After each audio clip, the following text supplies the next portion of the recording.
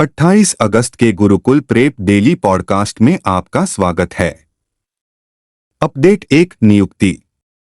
NASSCOM ने सिंधु गंगाधरन को नया चेयरपर्सन नियुक्त किया। आईटी उद्योग निकाय नैस्कॉम ने सैप लैब्स इंडिया की एमडी सिंधु गंगाधरन को अपना चेयरपर्सन नियुक्त करने की घोषणा की है। गंगाधरन, जो पहले उपाध्यक्ष थी, राजेश नाम्बियार की जगह लेंगी, जिन्हें नास्कॉम के मनोनीत अध्यक्ष के रूप में नियुक्त किया गया है। मनोनीत अध्यक्ष के साथ उनका ध्यान इस क्षेत्र में विकास को गति देते हुए भारत को दुनिया के अग्रणी तकनीकी पारिस्थितिक तंत्रों में से एक के रूप में स्थापित करने पर होगा। इसके अलावा गंगाधरन एआई जैसी विघटनकारी प्रौद्योगिकियों, तकनीकी प्रतिभाओं के लिए एक वैश्विक केंद्र के रूप में भारत की भूमिका, अनुकूल नीतियां बनाने और हमारी अनुसंधान और विकास क्षमताओं में सुधार करने पर भी विचार करेंगे। अपडेट 2 पुरस्कार। दुबई में आयोजित 24वां अंतर्राष्ट्रीय मदर टेरेसा पुरस्कार। 24वां अंतर्राष्ट्रीय मदर टेरेसा पुरस्कार समारोह 26 अगस्त 2024 को मिलेनियम प्लाजा दुबई में प्रतिष्ठित मानवतावादी की 114वीं जयंती के उपलक्ष्य में हुआ। अखिल भारतीय अल्पसंख्यक और वंचित वर्ग परिषद द्वारा आयोजित यह प्रतिष्ठित कार्यक्रम केवल दूसरी बार भारत के बाहर आयोजित किया गया था। दोनों अंतर्राष्ट्रीय समारोह दुबई में हुए थे। इस वर्ष के समारोह में विभिन्न देशों और क्षेत्रों के पुरस्कार विजेताओं के एक विविध समूह को दिखाया गया। उल्लेखनीय प्राप्तकर्ताओं में गिनी बिसाऊ से स्वर्गीय जोआओ बर्नार्डो वेरा, द्वितीय उद्योग क्षेत्र से सिद्धार्थ श्रीवास्तव और नमित बाजोरिया और एनआरबी बैंक लिमिटेड के अध्यक्ष मोहम्मद मेहताबुर रहमान शामिल थे। अपडेट 3 रक्षा। इंस मुंबई की कोलंबो की पहली यात्रा। यहां के भारतीय उच्चायोग ने कहा है कि भारतीय नौसेना का जहाज इंस मुंबई 26 अगस्त 2024 से श्रीलंका की 3 दिवसीय पहली यात्रा के लिए कोलंबो बंदरगाह पहुंचा।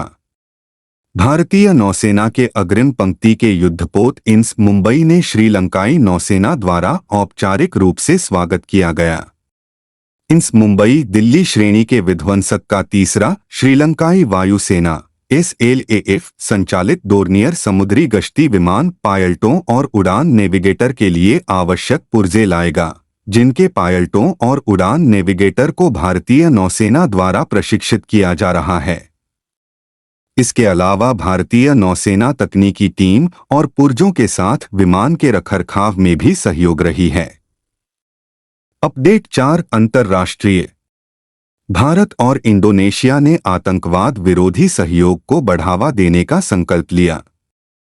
भारत और इंडोनेशिया ने जम्मू कश्मीर में आतंकवादी गतिविधियों को अंजाम देने वाले आतंकवादी समूहों को पाकिस्तान के समर्थन के बीच सीमा पार आतंकवाद के लिए छद्म आतंकवादी के इस्तेमाल की निंदा की है। जकार्ता में आयोजित आतंकवाद पर भारत इंडोनेशिया संयुक्त कार्य समूह की 6ठी बैठक में सीमा पार आतंकवाद का मुद्दा उठा। विदेश मंत्रालय मिया के अनुसार दोनों पक्षों ने आतंकवाद से प्रभावी ढंग से निपटने के तरीकों पर ध्यान केंद्रित किया, जिसमें आतंकवादियों द्वारा नई और उभरती प्रौद्योगिकियों के उपयोग को कैसे रोका जाए शामिल था। अपडेट 5 राष्ट्रीय। भारत ने पहले नागरिक अंतरिक्ष पर्यटक गोपीचंद थोटाकुरा का स्वागत किया। भारत के पहले नागरिक अंतरिक्ष पर्यटक गोपीचंद थोटाकुरा 26 अगस्त को स्वदेश लौट आए, जहां उनका नई दिल्ली में गर्मजोशी से स्वागत किया गया। उन्होंने भारतीय वायुसेना के पूर्व पायलट राकेश शर्मा के बाद अंतरिक्ष की यात्रा करने वाले दूसरे भारतीय नागरिक होने का रिकॉर्ड बनाया है, जिन्होंने 1984 में अंतरिक्ष की यात्रा की थी। वह अमेजन के संस्थापक जेफ बेजोस की अंतरिक्ष कंपनी ब्लू ओरिजिन द्वारा न्यू शेफर्ड 25 NS-25 मिशन के 6 चालक दल के सदस्यों में से एक थे। श्री थोटाकुरा का जन्म विजयवाड़ा में हुआ था और उन्होंने विशाखापत्तनम में स्कूली शिक्षा प्राप्त की थी। वैमानिकी इंजीनियरिंग का अध्ययन करने के बाद वह संयुक्त राज्य अमेरिका में एक प्रशिक्षित पायलट बन गए। अपडेट 6 योजनाएं और समितियां। केंद्रीय मंत्रिमंडल ने बायोई-3 जैव विनिर्माण नीति को मंजूरी दी। प्रधानमंत्री नरेंद्र मोदी की अध्यक्षता में केंद्रीय मंत्रिमंडल ने उच्च प्रदर्शन जैव विनिर्माण को बढ़ावा देने के उद्देश्य से बायोई-3 अर्थव्यवस्था, पर्यावरण और रोजगार के लिए जैव प्रौद्योगिकी नीति को मंजूरी दी। नीति को 2047 तक विकसित भारत की मांगों को पूरा करने के लिए जैव प्रौद्योगिकी समाधानों के साथ पारंपरिक आपूर्ति विधियों को प्रतिस्थापित करने के बजाय पूरक करने के लिए डिजाइन किया गया है। यह नीति जैव विनिर्माण सुविधाओं, बायो हब और बायो फाउंड्री स्थापित करके तकनीकी विकास और व्यावसायीकरण को गति देगी। अपडेट 7 विज्ञान और प्रौद्योगिकी।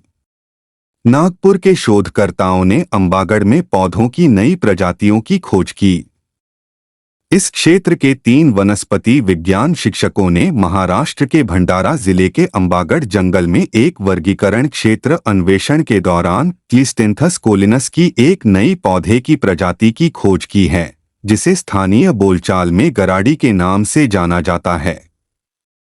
दुनिया में 134 क्लिस्टेंथस कोलिनस पौधों की प्रजातियां हैं। शहर की विरासत और स्थापत्य चमत्कार दीक्षाभूमि के नाम पर इसका नाम क्लिस्टेंथस दीक्षाभूमियन रखा गया है।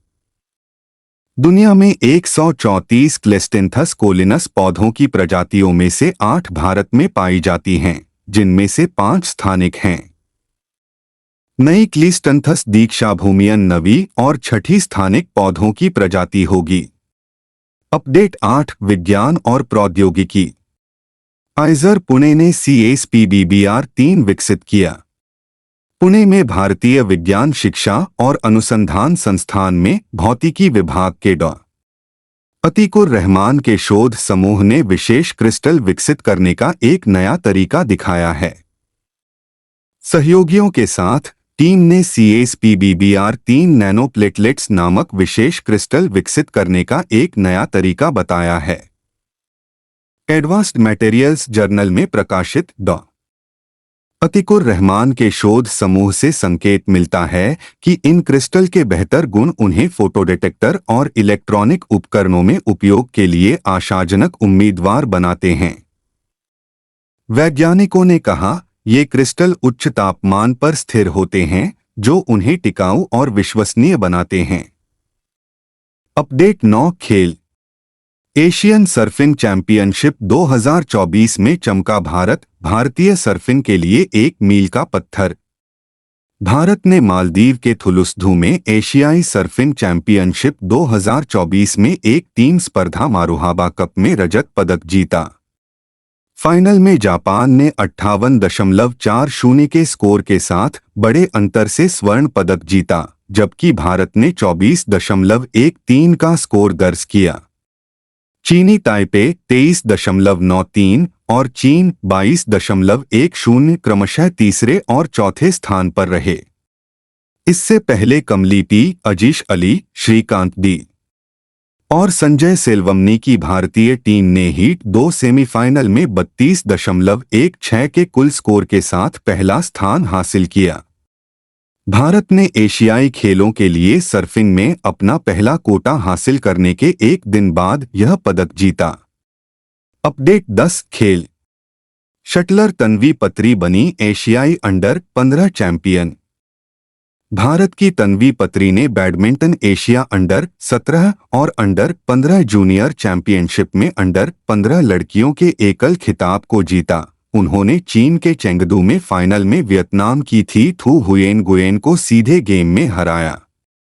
नंबर 1 वरीय 13 वर्षीय पत्री ने खिताबी मुकाबले में दूसरी वरीयता प्राप्त प्रतिद्वंद्वी को 22 से 20, 21 से 11 से हराकर केवल 34 मिनट में जीत दर्ज की। इस उपलब्धि के साथ पत्री सामिया इमाद फारूकी और तस्नीम मीर की सूची में शामिल हो गईं, जिन्होंने क्रमशः 2017 और 2019 में अंडर-15 लड़कियों का एकल खिताब जीता था।